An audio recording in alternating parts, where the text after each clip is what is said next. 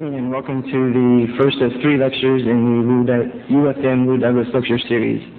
I am Chris Trezina, a Lou Douglas intern this semester, and we would like to thank some special people that are here tonight, especially Mrs.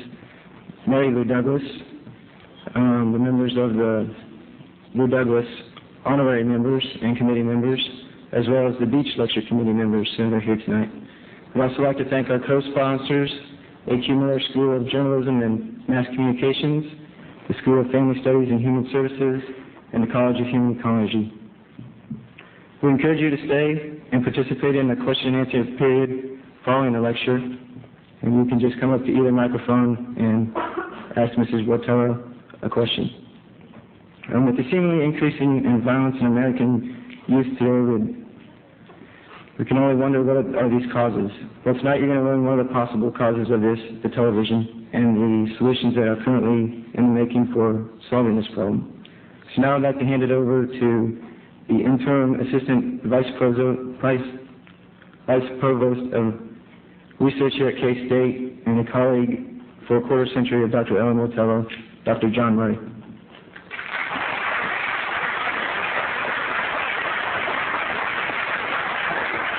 Thank you very much. I'm John Murray, and I'm new to the interim associate vice provost for research as of just a few months ago. I was director of the School of Family Studies and Human Services when I signed the check and we agreed to co-sponsor. It's my great pleasure to introduce Ellen Wartella to you. As Chris has said, I have to admit we've been colleagues for a quarter of a century. We were just comparing notes about when we first started chatting about children and television, and it was a long time ago. I was, of course, very small. Ellen Wartella is Dean of the College of Communication at the University of Texas, Austin, and the Walter Cronkite Regents Distinguished Professor holding the endowed chair at UT Austin. Previously, she taught for many years at the University of Illinois at Champaign-Urbana. Took her degree from the University of Minnesota in communications with a parallel interest in developmental psychology and child development. She is the author of 9 books and dozens of articles. One of the most recent books, not the most recent, there's a newer one. The second most recent book, American Communication Research, The Remembered History, is available for purchase in the back. I get 10% of the profits. And she has other books coming out, one of them being a textbook for communications students called Media Making, and that was just published earlier this year. I've already said that she received her PhD from the University of Minnesota. She was married to Dr. Charles Whitney, professor also at the University of Texas in Austin, and I think they met at the University of Minnesota a quarter of a century ago or so, 27 years ago. And they have 2 sons, David, 15, Stephen, 10. I'm not going to tell any jokes about Ellen, although there were some really exciting stories that I could be persuaded to tell it. But without further ado, please join me in welcoming our guest speaker, Ellen Wartella.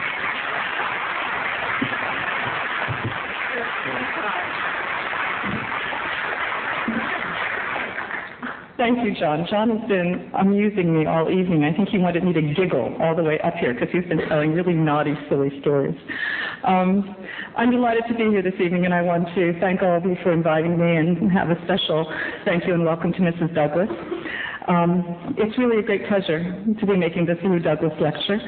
And one of my particular pleasures is to have an opportunity to be at the home university of John Murray, who has been a wonderful friend and colleague, and in his own right, a national and international expert on children and television. So it's really a delight for me to be here and have him introduce me. Tonight I want to talk about the context of TV violence and the entire notion of that context that I want to talk about has multiple meanings. I want to talk about the social and cultural context for the current round of criticism and inquiry into television violence. Second, I want to tell you a little bit about a research project that I've been involved in for the last 4 years called the National Television Violence Study, which has been a monitoring project that has looked at television and is premised on the notion that not all television violence is the same, that the context of a violent act or portrayal is crucial to distinguishing among portrayals. So I'll engage in a discussion of how the context of violence varies across the television landscape. And third, finally, I'll address the particular political and public policy context within which this project is situated, and the enduring public policy decisions concerning potential remedies for television violence. Chips and ratings are clearly part of the current policy debates. That context matters, and how it matters is the overarching theme that I want to address tonight. Let me begin by saying that I do not like violence in the media, although I do acknowledge that some televised depictions of violence do have educational or social value. The crux of my concerns is not so much with the fact of violence always, but with the quality of violence as depicted on television today. However, because I am also a firm believer in a free speech and the First Amendment, I am apt to argue more for responsibility from the industry and for public and government expression of concern in order to hold the industry to account for what they produce. Let me try to unfold an analysis of the state of violence on television in America and its interplay with real violence in our world. And even Manhattan, Kansas doesn't seem to be free from that. I read in this morning's paper that a student at Manhattan High School was found with a loaded gun in his backpack this week. In short, I want to set the stage on which television is projected. Let me begin by saying that as Americans, we live in a violent society. We have always lived in a violent society. Indeed, America celebrates the outcome of a democratic revolution, which, like all revolutions, was at least for a time inseparable from a certain accepted violence. That germinal violence leading to the birth of our nation provides the benchmark against which we may contrast other violence in American history and differentiate between degrees of violence and American morality. All violence is not the same. Any violent episode or era will reveal a complex set of causes, effects, means, and ends buried within it. My entire generation, for example, was indelibly shaped by the violence of the 1960s. We witnessed JFK and RFK, MLK and Malcolm X all gunned down, while images of violence in the streets of Newark and Watts, Chicago, Detroit, and elsewhere played into our view of the world, never to recede from it. The Vietnam War was our living room war, brought to us courtesy of American television. In trying to sort out human behavior, the significance of surrounding or contextual factors is unavoidable. Circumstances surrounding acts of violence deserve extra attention. Moral, legal, religious, and social issues, and sometimes mitigating facts are bound within the specific context in which human beings act under life's very real terms. This is evidence across contemporary American experience. The adolescent boys charged with shooting their teacher and fellow students this past year has been contextualized within a framework of a gun culture in rural Arkansas, or Pennsylvania, or Oregon, or name your state where it's been happening. A framework, part reality and part morality, surrounds each picture of violence extracted from the real world. In any event, these frames are nearly always essential for the pictures themselves to be comprehensible. What startles us completely about some violence is its entirely extraneous nature. Clearly, the wave of school shootings has left us with a fear, for it is a violence that fits no frame we know of, no intelligent explanation.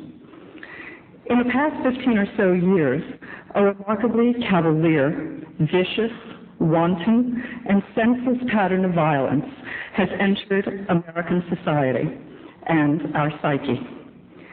The violence panic of our time, unlike that of the 1960s, seems much more to surround children and youth as both the victims and the perpetrators of violence. That cycle of violence has helped us become the most violent, industrialized nation on this earth. And a lot of numbers gird that conclusion. But the numbers that tell the most tragic story concern children and adolescents. And let me share some of those with you.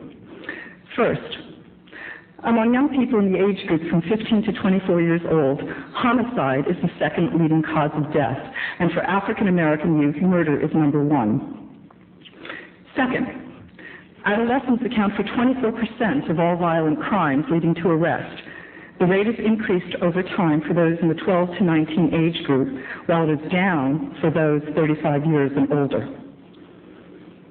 Every 5 minutes, a child is arrested in America for committing a violent crime, and gun-related violence takes the life of an American child every 3 hours.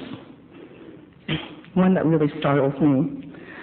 A child growing up in Washington, D.C. or Chicago is 15 times more likely to be murdered than a child in Northern Ireland.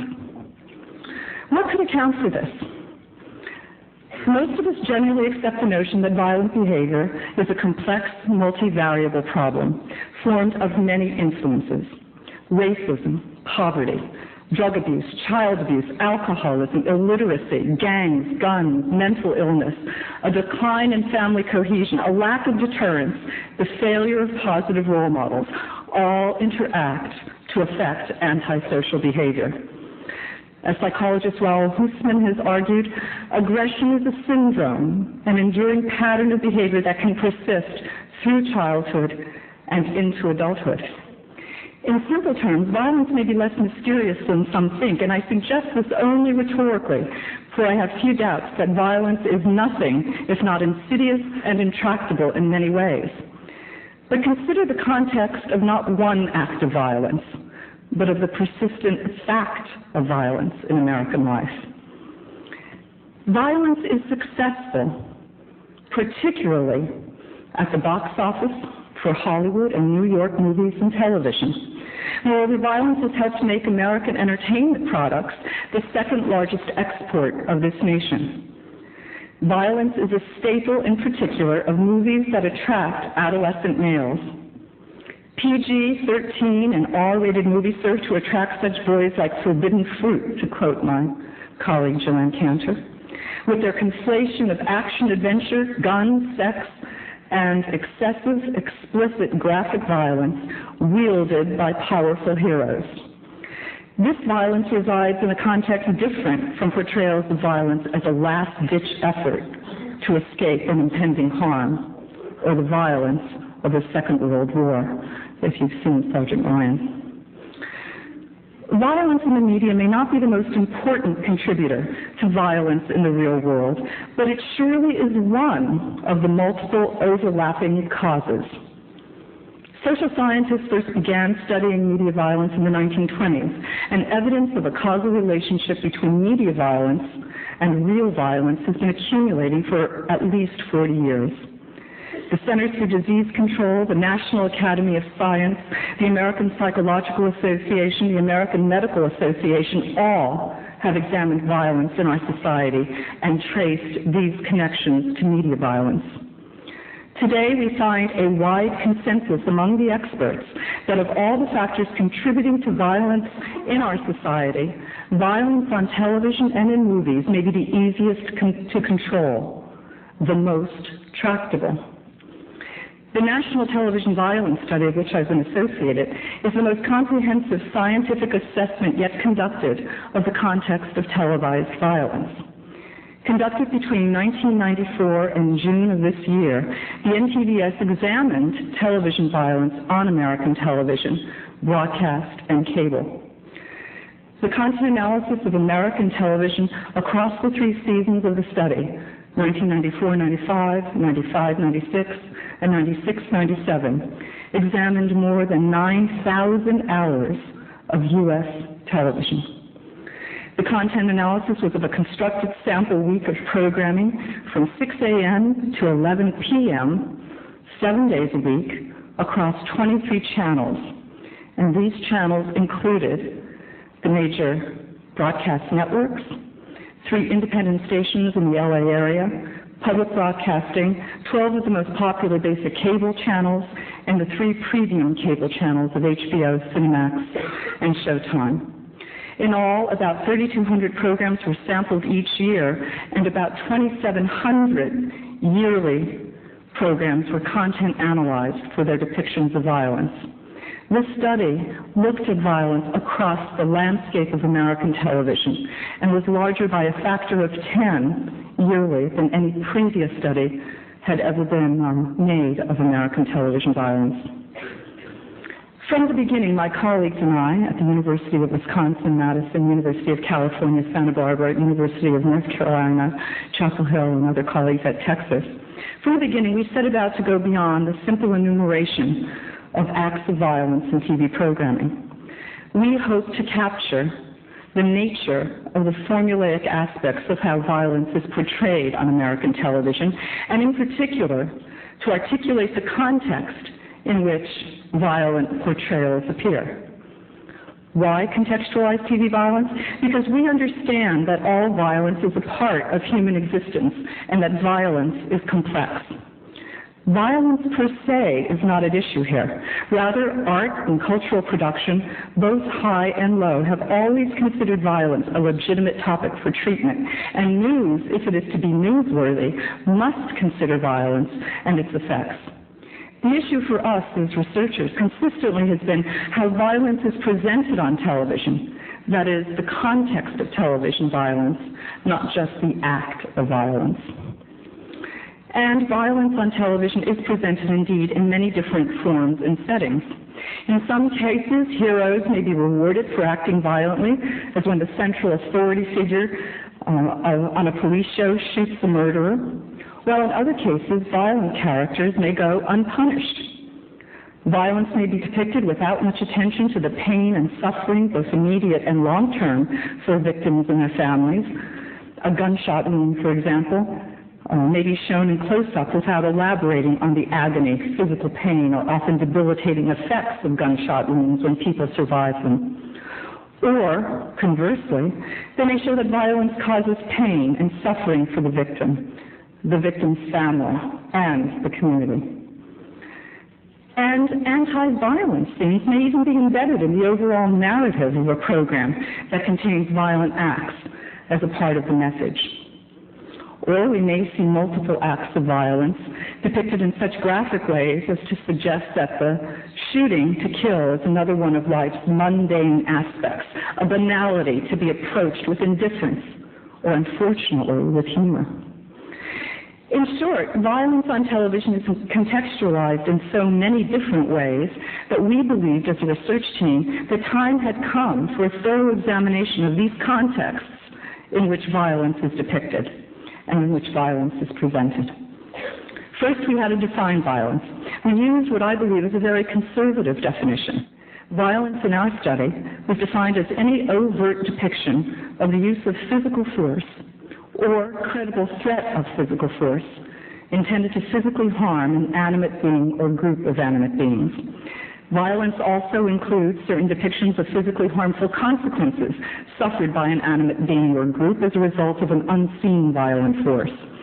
It's important to note that with this definition, we kept our focus on acute physical aggression directed against living beings. We did not widen our focus to include either psychological aggression or acts of nature, as some other previous studies had done. We wanted to focus on real interpersonal violence. This contextual approach to content coding was founded on what a very robust research literature suggested are the formal characteristics in television violence portrayals which may influence the impact of such portrayals on viewers, particularly on child viewers. When looking at the entire body of existing studies of the effects of violence on viewers, we noted that the U.S. research has identified 3 major effects of televised violence. First, Viewers learn the aggressive attitudes and behaviors depicted in the programs they see. This is often known as the learning effect of TV violence. Secondly, the literature suggests that prolonged viewing of media violence can lead to emotional desensitization toward real violence and real victims, which may result in callous attitudes and a decreased likelihood that desensitized individuals will take action to help victims when real violence occurs. This is known as the desensitization effect. And thirdly, there's evidence that violence may actually increase our fear of being victimized. That is, we identify not with the aggressors of violence, the perpetrators, but with the victims of that violence, which may lead toward self-protective behavior and an increased mistrust of others. This is sometimes known as the scary world or fear effect of violence. Clearly, violence on television is contextualized in many different ways, which may either increase or decrease the likelihood of one of these effects of viewing. We believe that it was necessary to capture this social context in violence portrayals. In addition, we decided to examine both fictional television and the world of reality programming, where reality programming is defined as non-fictional programming in which portrayals presume to present current or historical events or circumstances. This was widely different from previous research, which had focused only on fictional or narrative shows. This definition included, for our content analysis, a wide variety of materials, from news and public affairs programming to talk shows, movie review programs, to cinema verite reality programs, largely police shows, which over the course of our study increased in numbers considerably, and documentaries.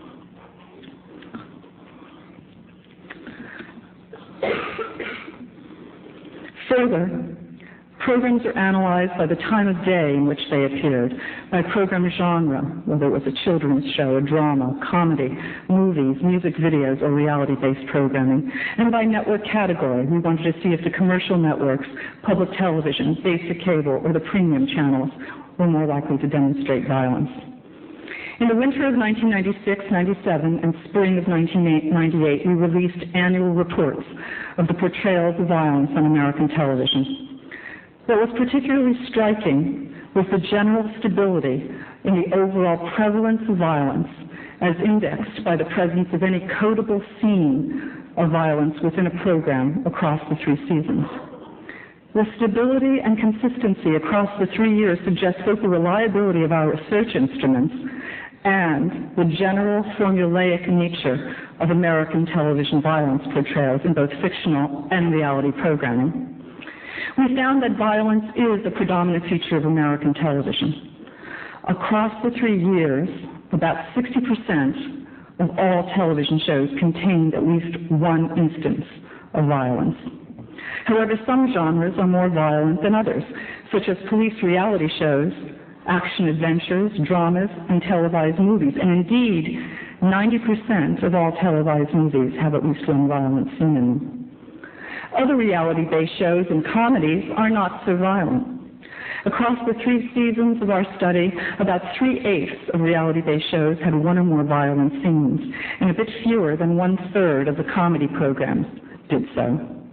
Moreover, the typical violent program contains at least 6 violent incidents per hour, and each of these violent interactions can entail multiple acts of aggression. So when a program contains violence, we found, it tends to have lots of it in there. In addition to genre, several other structural characteristics of television are related to the prevalence of violence. Premium or pay cable channels are far and away the most likely to present violent programs, followed by, in decreasing order, basic cable channels, commercial broadcast networks, and lastly, public television. Violent programs are somewhat more frequent during the early evening primetime hours than during the day, but not substantially so. A difference between 67% for the early evening and 60% during the day.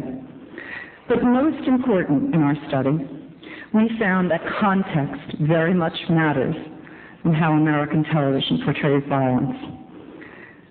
All too often, we can conclude that television violence is glamorized, is sanitized, and is trivialized. When I say TV glamorizes violence, what do I mean? Across the 3 seasons of the study, Almost 2/5 of all violent interactions were initiated by good characters, heroes and heroines, characters whose qualities make them attractive role models, particularly for children.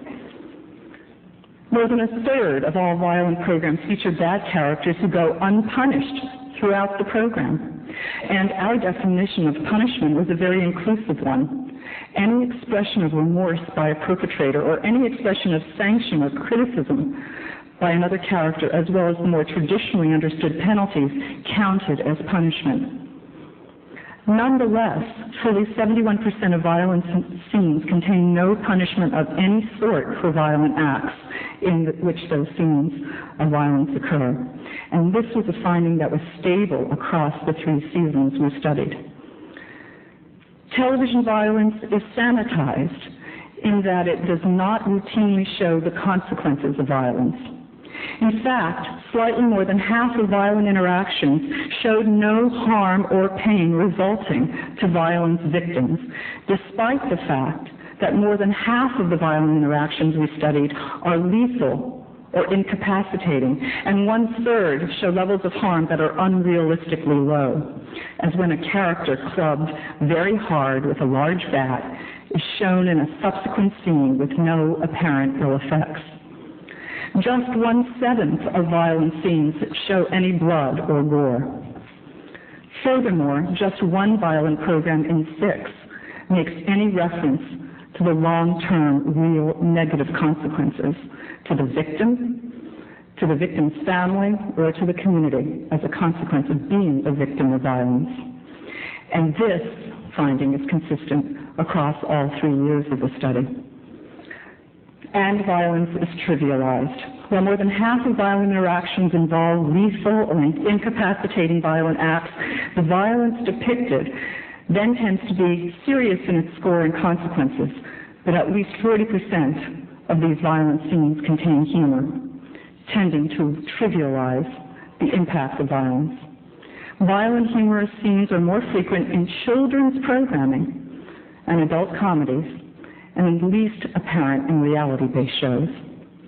Let me be clear on one point. I am not opposed to the televised depiction of violence per se. Indeed, violence can be used as a way of telling profoundly moving stories with anti-violent messages.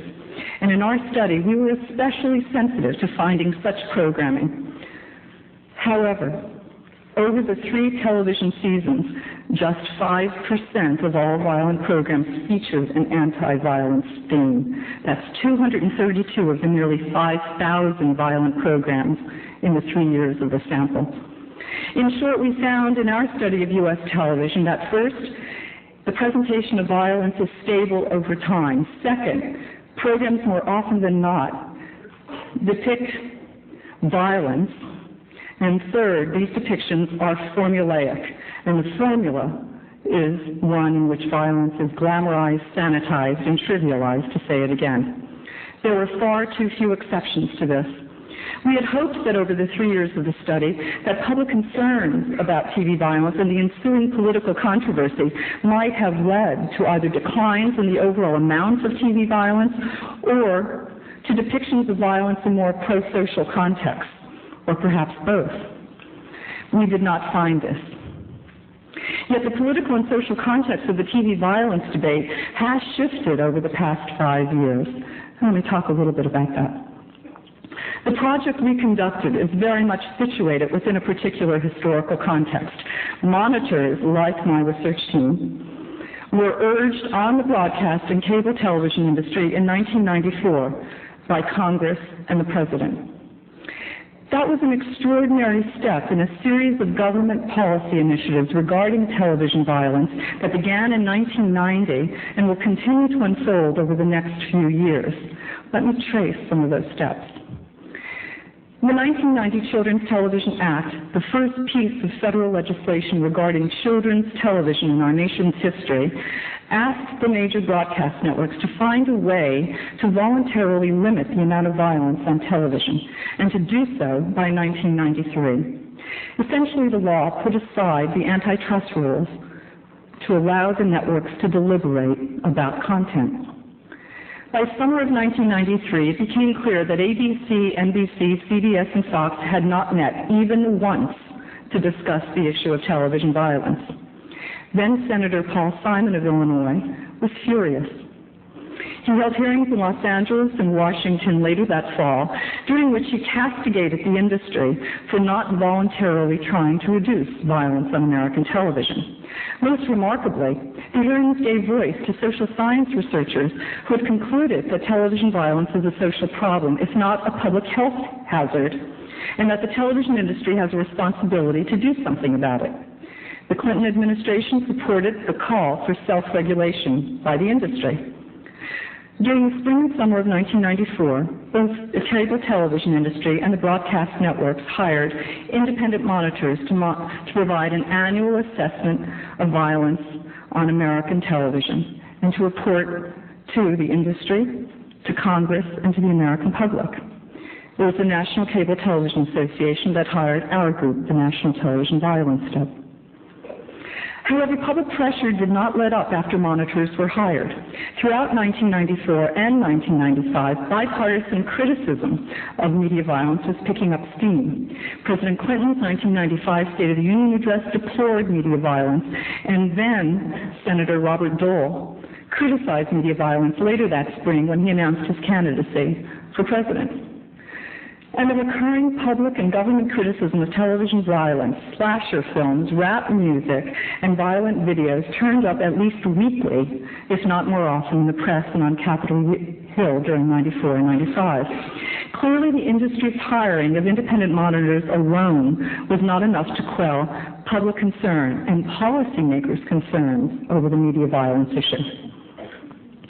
During that period, it was no small problem that Congress was also developing the landmark Telecommunications Act that would outline the nature of government regulation in the new landscape of digital communications.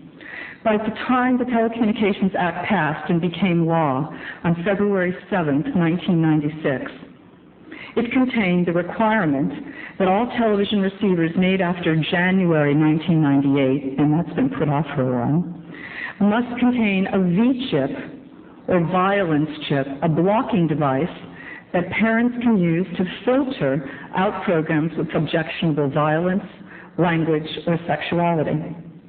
However, in order to activate this blocking device, programs must be rated by some system that will help parents identify which of those programs contain the objectionable materials. During 1996, an ad hoc group representing the National Association of Broadcasters, the NAB, the National Cable Television Association, NCTA, and the Motion Picture Association of America, MPAA, headed by Jack Valenti of the MPAA, devised a ratings framework which went into effect in January of 1997. And we can see that ratings on television shows we watch today. Two categories are applied to children's programs only. TVY, which says that the program is appropriate for all youth, TVY7, intended for children aged 7 and above, and 4 categories are applied to programs for adults. TVG, meaning the program is appropriate for general audiences, TVPG, parental guidance suggested for younger children, TV14, parents strongly cautioned for children below, programs strongly cautioned for children below age 14, and TVMA for mature audiences only. Clearly, this is a variation on the MPAA ratings for movies, and Jack Valenti very much pushed this prescriptive system of ratings. But the prescriptive program really didn't tell you what the content of the program was. It didn't tell you whether it got a PG TV-14 because there was sex in the show or there was violence in the show. By October 1997, the industry added content descriptors to serve as a supplement to the age-based categories that they initially devised. And the symbols V for violence, S for sex, D for objectionable dialogue, and L for adult language were added for adult programming, and an FV for fantasy violence was added for children's shows.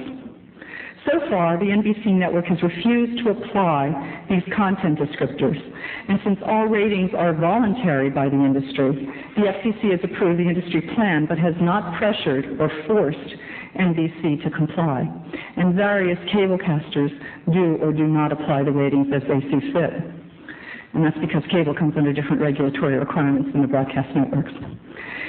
There are still questions of the implementation of this system. Will NBC go along with the new system at some later point? Will they be pressured to do so by other networks? Since every network rates its own programs, a question remains is there consistency in how these ratings are applied? Does NBC rate programs similarly to the way CBS, Fox, public television does?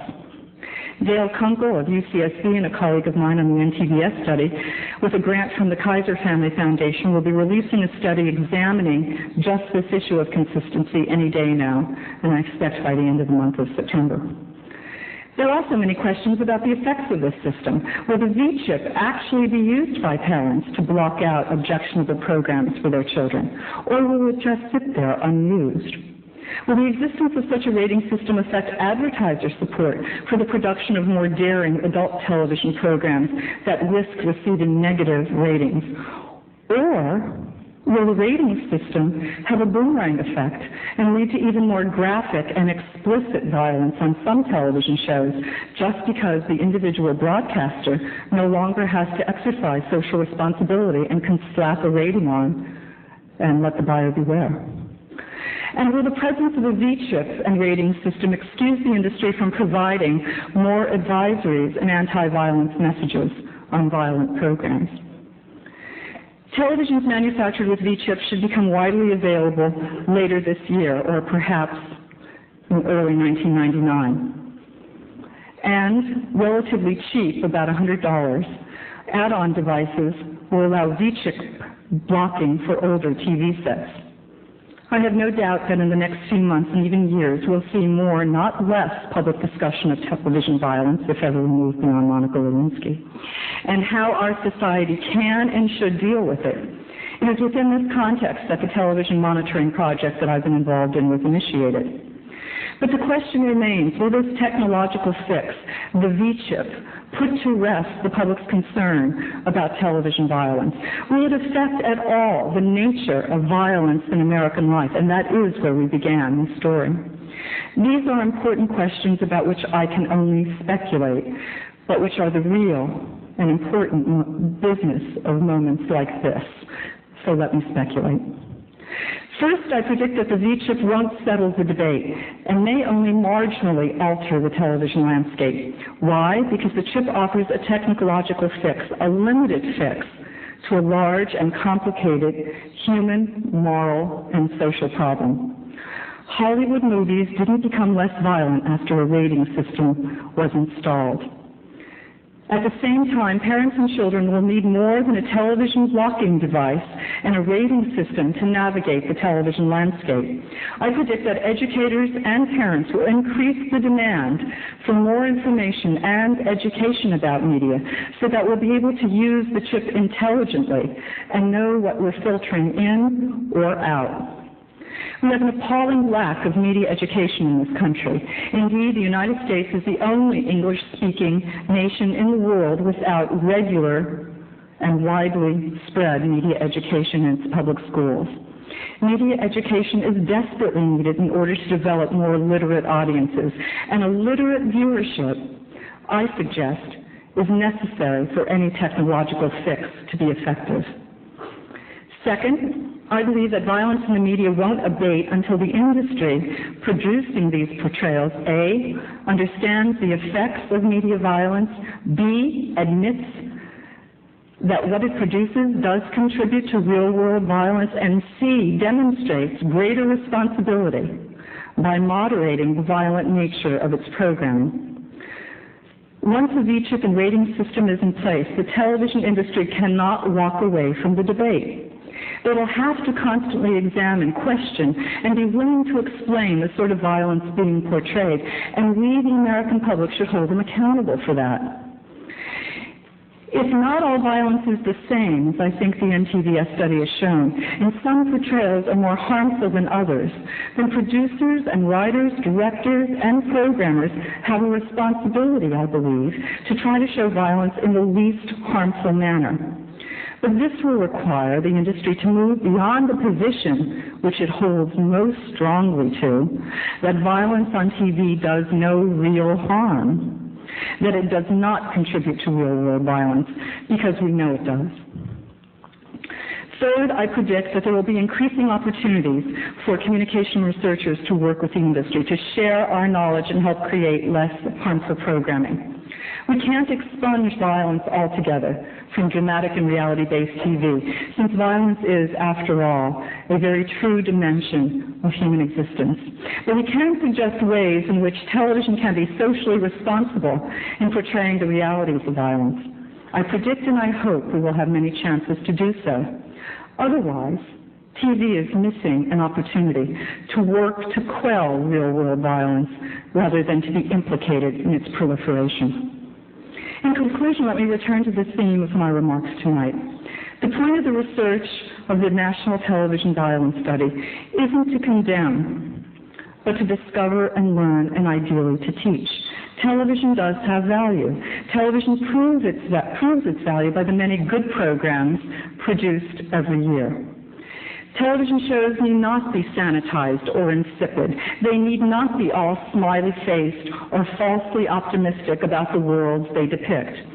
All we should hope for is that they be more honest, truthful, realistic, and sensitive to the very impressionable young minds upon whom television has such a great effect.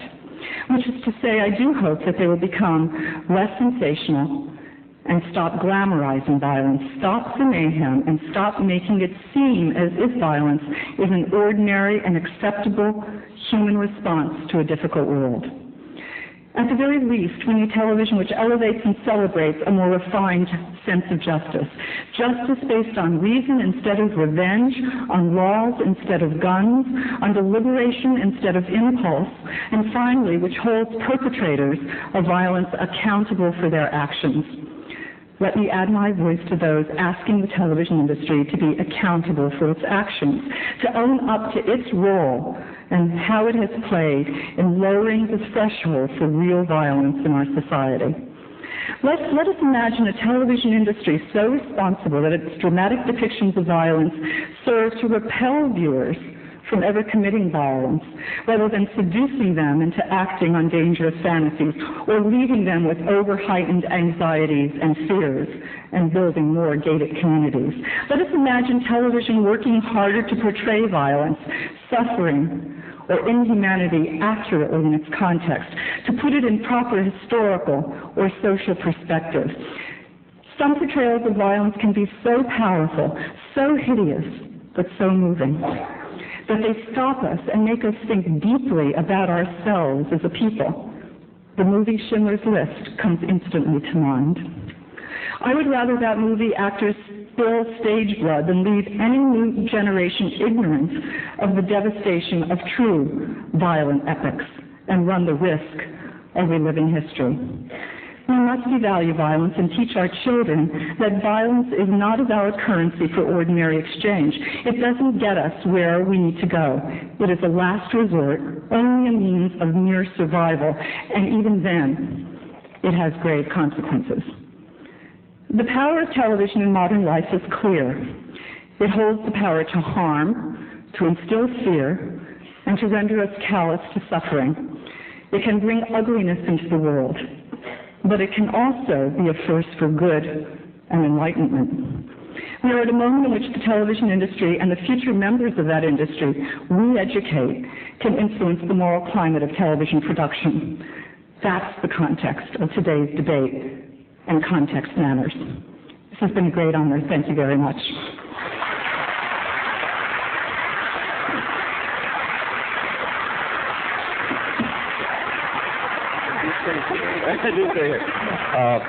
We have time for some questions, and if we could hear you from there, that would be fine, but probably it'd be easier if some could use these microphones in the aisle.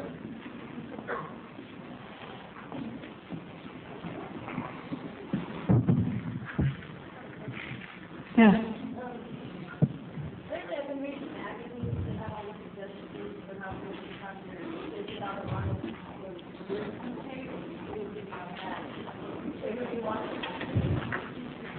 I can repeat the questions. The questioner said lately you've been reading a magazine about all of the concerns parents may have about the Monica Lewinsky case and how to talk about it to their children, and what thoughts do I have about that. I was speaking to a child development class this afternoon, and I was asked the same question, and I don't have a good answer, but the answer that I would suggest is that it really depends on several things.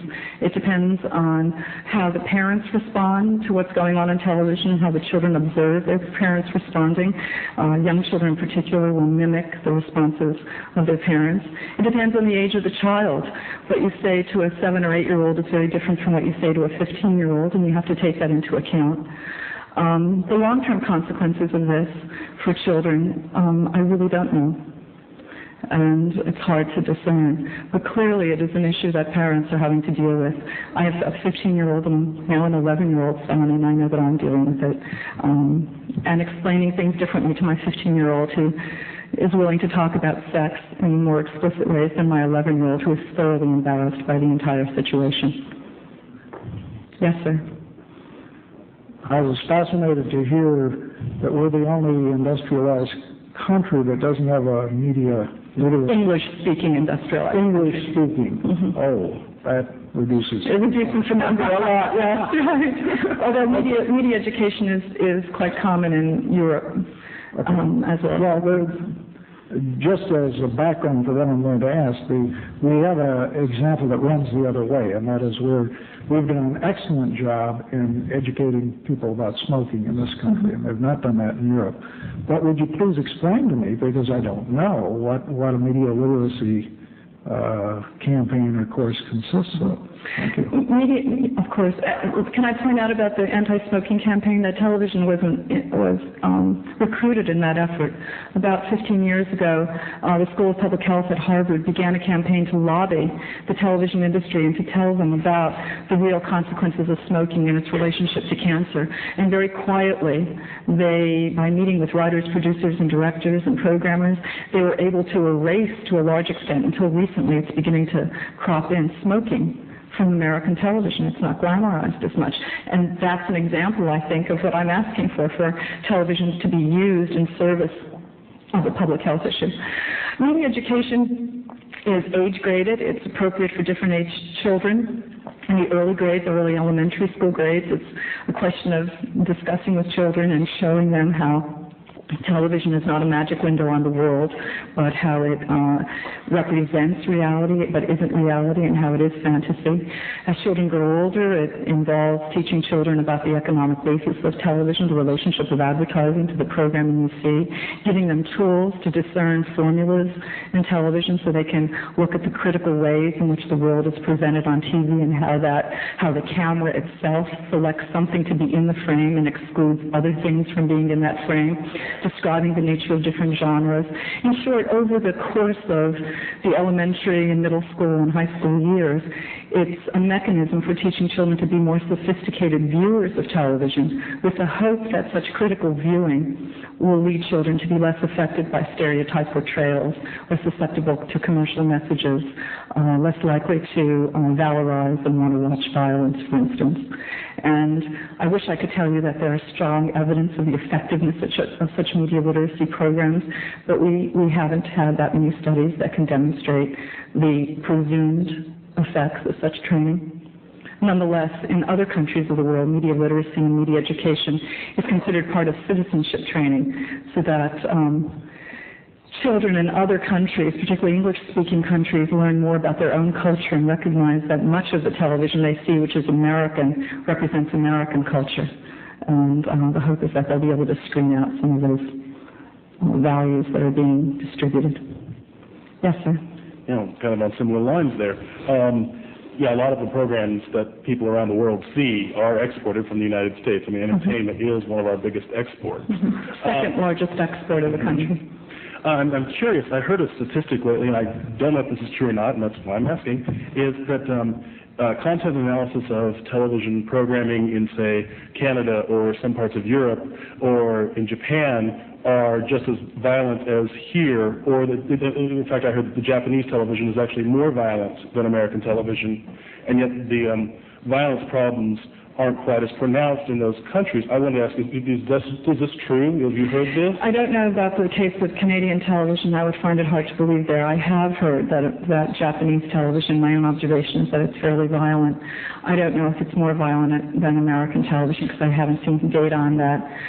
The argument that's typically given about the effects of violence in Japanese culture is, first of all, it's a much more homogeneous culture than American culture, number one. And secondly, that it has a very high suicide rate among adolescents and young people, and that violence may be acted out differently given other social constraints, like the lack of an easily accessible gun culture than we have in the United States. But there is some suggestion that violence does have an impact on Japanese children and youth as well. Thank you. Yes, sir. You talked about some broad categories in your study. Were you able to identify the top, say, 3 or 5 most violent shows? And did you make any comparisons to the Nielsen ratings? Were there any correlations? The second issue, let me answer first. We had talked about doing the analysis of ratings, and we chose not. We really didn't do it. We had enough trouble just trying to get the content analysis done every year. It was a lot of television to code, and we were on a tight schedule. So no, we didn't do the latter analysis, which I think would be very useful. As for the first issue, we specifically chose not to present data on which shows were most violent for a couple of reasons. One, we didn't like the politics of that, of just saying this is a show to avoid and that's another show to avoid. That really we wanted to educate parents and the public about the broader structural issues of television violence. Secondly, the nature of our sample was such that we sampled over a 9-month period in half-hour blocks, so we didn't actually look at multiple episodes of one series. And that would be the best way to estimate which television series were more violent than other television series. And third, we had a great deal of debates within the research team about presenting prevalence data at all. One argument could be made that as soon as you talk about the number of acts of violence you see on TV, you again restrict people's concern to a given act of violence and not the contextual issue, which is what we wanted to really talk about. And lastly, we were reporting our data up to 8 months after a season ended. And so a show that we may have found violent in 94, 95 when reported in spring of 96 may not even be on the air any longer. And so the reporting itself may not be terribly useful as a guideline. So we had a lot of reasons, and I must say debates within our research team. There were 12 senior researchers involved. We didn't always agree on how we were analyzing the data and how we were reporting it, but there was some consistency in that. We really didn't want to do that. We didn't even identify networks that were more violent than other networks, thinking that that wasn't the point of the study. The point of the study was to examine violence across the landscape and not wave our fingers at any one or given show or network. Okay, thank you. Can I take this one? Yes, Megan, hello. Hi. Is there a correlation between the way males and females have violence depicted against them, and especially violence against females?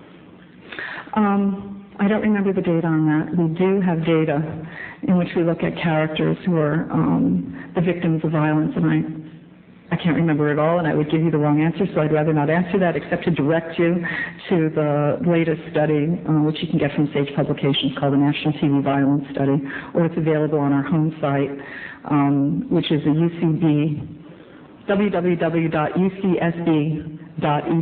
and go to the Center for Research on Communication and Society. I'm sorry, I can't tell you. Thanks. Yes, sir. Since like the 50s and 60s, TV's, been on with major programming, and since then we've had like Roy Rogers and John Wayne, and every movie I've ever seen John Wayne, somebody gets shot or thrown across a table or something. So violence isn't really a new thing on television or even in the media. So what I was wondering is, do you feel that, is it the 90s culture that makes violence maybe more susceptible to children, or is it just like a relaxation on imprinting values on our children? I mean, because no sane person who sees a violent act on TV, I mean, everybody would understand that that is not something that is ethically. Unfortunately, not everybody does understand that, number one. I mean, there are people who seek out television violence as part of kind of a syndrome of the way that they approach the world. They live in a violent home. They may live in a violent neighborhood. They may be predisposed towards violence. They have difficulty controlling their impulsivity. And television and other media violence helps to be part of that syndrome. It develops an enduring pattern of aggression. Are we more violent? Is television more violent today than it was in the 50s? I don't know the answer to that. What I can tell you and what I try to describe is that the context of how we see violence in American life today seems to have changed. And part of that has to do with social and demographic changes in American life. I mean, the fact that we have a higher incidence of shootings, and even there's some data that suggests that violence in the schools really hasn't changed that remarkably over the recent years, but the media make it appear that there seems to be more wanton, senseless violence. More of us seem to be fearful that we'll be the victim of violence. And indeed, it may be that violence is neither, how do I say this?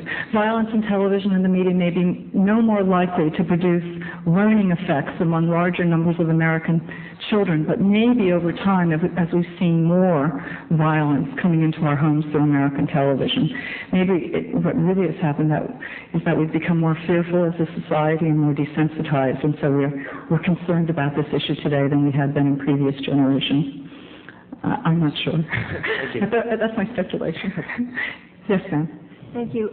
Did your study include television commercials at all, or just the program? No, it did not include commercials. It did not include bona fide news shows, that is the 6 o'clock or 11 o'clock news, or the news drop-ins on the Today Show, in the morning news shows. Nor did it include sports programming, nor did it include instructional programming, and that was by virtue of the contract that we had. We did tape those shows, and we have archived our videotapes, both at the University of California, Santa Barbara, and at the Center for American History at the University of Texas at Austin. We do have other researchers who've been requesting those tapes, and my hope is that they will code and analyze other genres and from those that we did not include. Thank you. Mm-hmm. Yes, sir. Yeah, well, first I want to express thanks for your talk and also your study, because when it first came out a while back, I was teaching a course in entertainment violence, and it was very useful Thank you. to begin to show people that there is context that is important when you're looking at literature or film, for instance. But my question is really about how far you have gone in considering the context. Mm-hmm. And that's in part because some of the things that you talk about of the effects of violence, the desensitization, the learning of violence, all seem to be based on an assumption of imitation of what one sees. Not the fear effect. That is not imitation by any chance.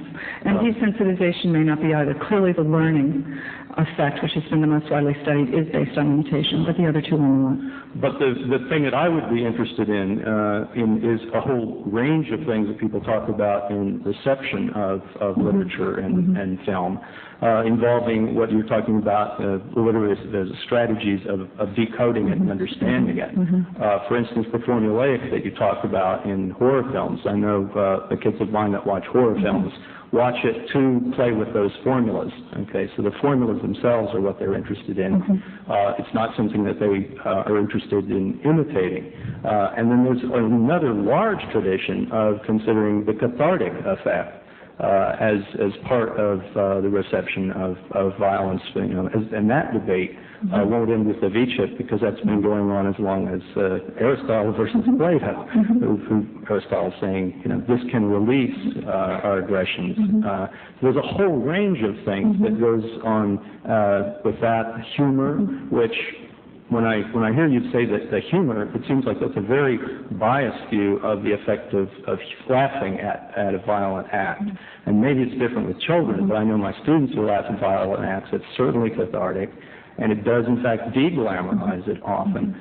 So there seems to be a certain range of things that you've looked at, but the context seems to be another whole world beyond it. That's my question. As I try to say, we looked at the literature out of the social sciences, primarily psychology, that has looked at contextual features in television in a particular range of methodological studies to look at how children and adult viewers respond to that television viewing and its likely effect on either a learning effect, desensitization, or fear. The reality is most of the research is on learning effects. Most of that research in experimental studies and controlled studies that we trusted, of the 3,500, really have looked at the contextual features we looked at.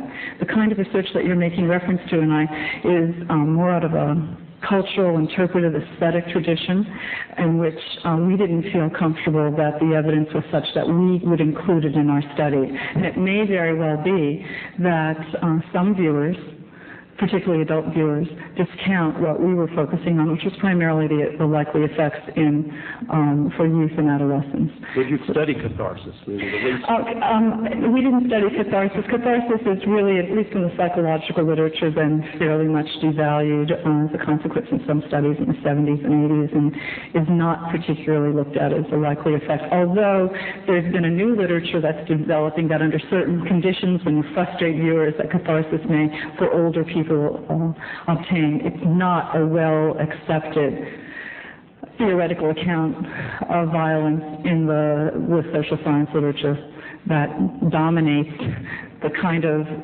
situation that I'm talking about, what's being reviewed by the APA, the AMA, the CDC. So yes, we did look at a literature that has essentially problematized violence, not at the literature which comes more out of aesthetics and art and literature that finds violence less problematic. You're absolutely right. You'll have to forgive the globality of this question, but it's something that's interested me for quite some time, and I'll try to frame it in more of a real-world context. I'm aware of studies that were released well before the 90s that indicated that children had a habit of modeling behavior that they saw on television or in video, and in many cases, I believe there was a Bobo doll experiment where... in the 1960s, the famous Albert Bandura studies, yes. Exactly, Bandura, and that was, we're coming up on 40 years ago now. Right. So I'm a little bit curious as to why it took so long for anybody to really investigate the quantity and quality of violence on television, especially since there appeared to be some ramifications on the children. And then on top of that, I remembered you mentioning that media literacy education was not going, or getting it installed into our schools was not going to be an easy task, because there is no, blanket federal program that would implement, a media literacy study into elementary education and into junior high school education on the part of the federal government. Well, we have no national curriculum for the public schools. We have over 14,000 school systems in the United States, and they tend to set their own curricular standards or statewide standards. So public schools are much more, decentralized, and curricula is much more decentralized in this country than other countries. And our history of federalism, I'd imagine, tends to protect that. So I guess my question is we have all this violence on television and in the media, and we know that it's bad for us, but yet there seems to be nothing we can do to relieve it. So why does it still hold us so transfixed? What is it about our culture that makes violence appeal to us? And I know that's a big question, but I'd imagine you've got some thoughts. I'm not sure I can answer that. First, let me correct a misimpression I may have left. This is not the first study that's ever been done of television violence and content analyses on TV. George Gerbner, emeritus professor of the University of Pennsylvania Annenberg School of Communication, had a very lengthy and successful career annually reporting how violence was portrayed on primetime television between 72 maybe, did he start those studies, John? 69 through the early 90s. So there have been and he's the best known researcher doing this content analysis, but others have done them as well. So we're just the largest, biggest elephant on the block right now in terms of portrayals of television violence. That's number one. Secondly, why are we held in the thrall of violence? I don't know, but that's not just something of the television era. You can go back to previous media back to the turn of the century, and in fact even into the 19th century, and violence has been part and parcel of American media and has been of concern with every earlier medium of this century. It's just that it's come to a head for the confluence of political factors I tried to describe in my talk, starting with the 1990 Television Act and the 93 investigation by Simon, and violence seemed to have some cachet in the 96 presidential campaign, and it was something you could bargain with between the industry and Congress when the Telecommunications Act was being rewritten. So there's a political context of why it's come up again and why we've tried to have some technological fixes, including, I think, demographic shifts in the United States. We all are feeling, not we all, there's some suggestion that Americans are feeling less secure. Communities seem to be falling apart. We seem to have a whole host of social shifts that have made us anxious about our children, how they're growing up, family life, and the sense of community we all feel. And I think that this violence issue is inserted in that issue of family values and the direction of community in American life. That's my, off the top of my head, philosophical discussion of it. I was just going to be a bouncer for a moment, but I see we have two more questions, and we have time for two. And I won't take so long in asking them. Yes, sir. In your speech, you were talking about the formula for violence, the glamorization, the sanitization, and the trivialization of violence. I was wondering, do you suggest that in showing violence on TV, we make it more graphic so as to scare people out of doing these acts? I think there are ways of showing the consequences of violence that would make it less socially palatable and acceptable. Yes, I do. Okay. Yes, ma'am. I actually have two questions. The first would be, have studies actually been done with, I guess, known criminals to determine whether or not television violence was a direct cause of their violence? And then my second question would be that how have you as a parent dealt with television violence with your children in regard to what they can watch?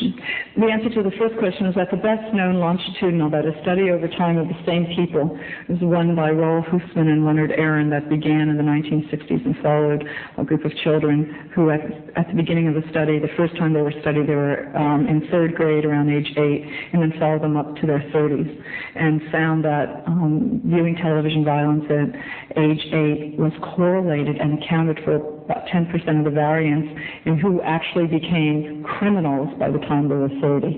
And those data, the Husmann and Aron study, have been quite persuasive in Husmann's analysis that television violence is part of the syndrome of violence, and that he could actually demonstrate an influence on actual criminal behavior.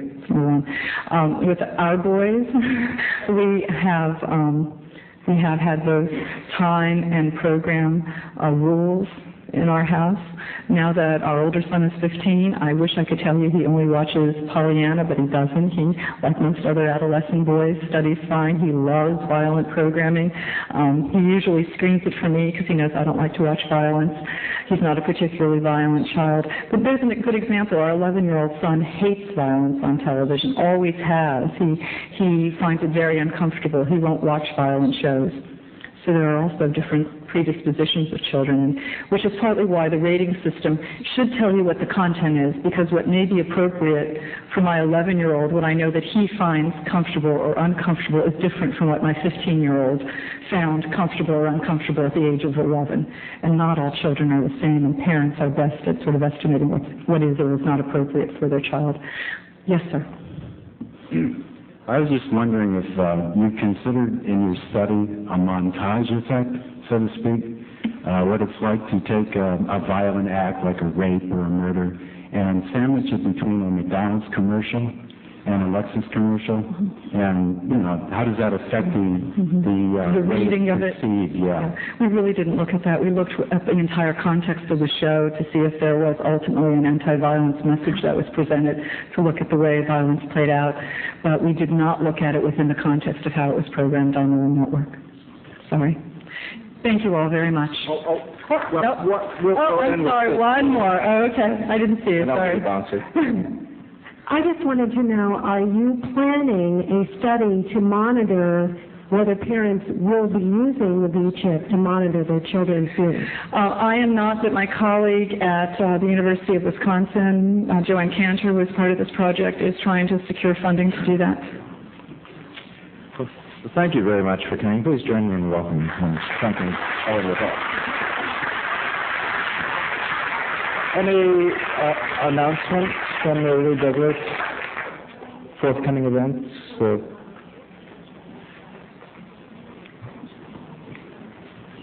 We will have the next Lou Douglas lecture on October the 6th. The speaker will be Howard Zinn, very famous popular radical historian.